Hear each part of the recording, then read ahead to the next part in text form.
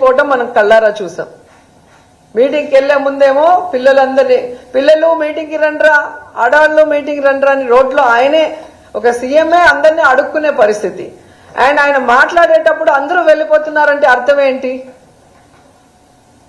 తానిచ్చిన వాగ్దానాలు ఏదీ నెరవేర్చిన ఈ పెద్ద మనిషి మళ్లీ మళ్లీ అబద్ధాలు చెప్పడమే పనిగా పెట్టుకున్నాడు. వీటి వల్ల ఏ ఉపయోగం లేదు అనేది ప్రజలకే అర్థమైపోయింది. మనం చెప్పడం కన్నా మనం చెప్పక ముందే వాళ్ళు అర్థం చేసుకొని వెళ్ళిపోవడం అనేది కల్లారా కనిపిస్తుంది.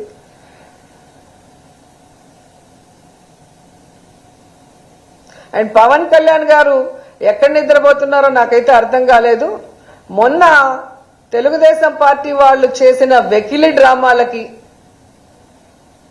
వెకిలి డాన్సులకి వచ్చి పడి నవ్విన వ్యక్తి ఈరోజు తిరుమలలో మద్యాన్ని అమ్ముతూ విచ్చలవిడిగా తాగుబోతులు మాడవీధుల్లో తిరుగుతుంటే, అలిపిరి చెక్ పోస్ట్ దగ్గర గంజాయి దొరుకుతుంటే ఈ సనాతన యోధుడు ఎక్కడికి వెళ్ళాడు? ఎందుకు ఈరోజు తిరుమల మెట్లు కడగట్లేదని ప్రశ్నిస్తున్నా.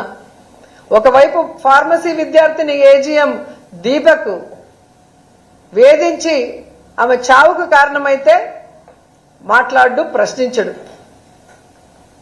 ఒక ఆడపిల్లకు అన్యాయం జరిగితే అక్కడ నేనుంటాను, వాళ్ళకి అండగా నిలబడి తప్పు చేసిన వాడిని శిక్షిస్తానన్న వ్యక్తి ఈరోజు ఎక్కడ నిద్రపోతున్నాడు కుంభకర్ణుడిలాగా నేను అడుగుతున్నా.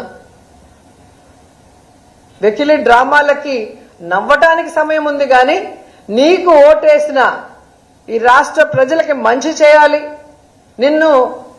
నీ మాటల్ని నమ్మిన మహిళలకి ఈరోజు అండగా నిలబడి రక్షణ కల్పించాలి, సనాతన యోధుడని చెప్పుకోవటమే కాదు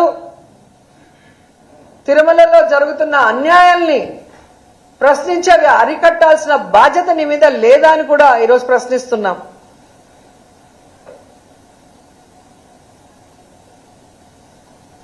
జనసేన పార్టీ పార్లమెంట్ లో వక్ఫ్ బోర్డు బిల్ సందర్భంగా 2 ఎంపీలు కలిగిన జనసేన పార్టీ కూడా బీజేపీకి సపోర్ట్ చేస్తూ ఇది చేస్తున్నారు వక్ఫ్ బిల్ అమెండ్మెంట్ బిల్. దాని గురించి మీరు ఏమంటారు? ఈరోజు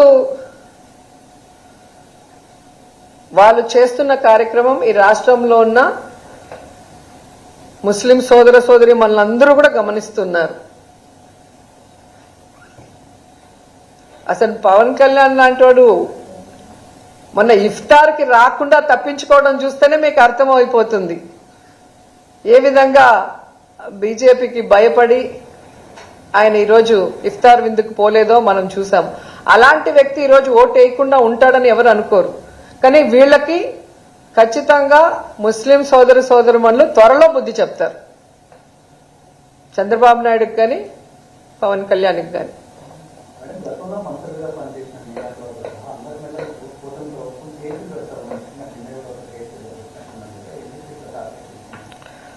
అదే అంటున్నాను కదా, బలమైన నాయకత్వాన్ని బలమైన వాయిస్ ని తొక్కేయడానికే ఈ తప్పుడు కేసులు పెట్టడం, భయభ్రాంతులకి గురి చేయటం.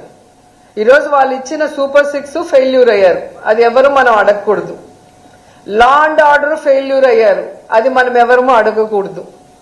అలాగే ఒక్క ఏడాదిలోనే 1,52,000 కోట్ల అప్పులు చేసి ఆ డబ్బు ఒక సంక్షేమ పథకం ఇవ్వకుండా ఎవరి జోబుల్లోకి వెళ్తుందో ఎవరు ప్రశ్నించకూడదు. అలా ప్రశ్నించే ఏ గొంతైనా కేసు పెడతాం, లోపలేస్తామని భయపెట్టడం.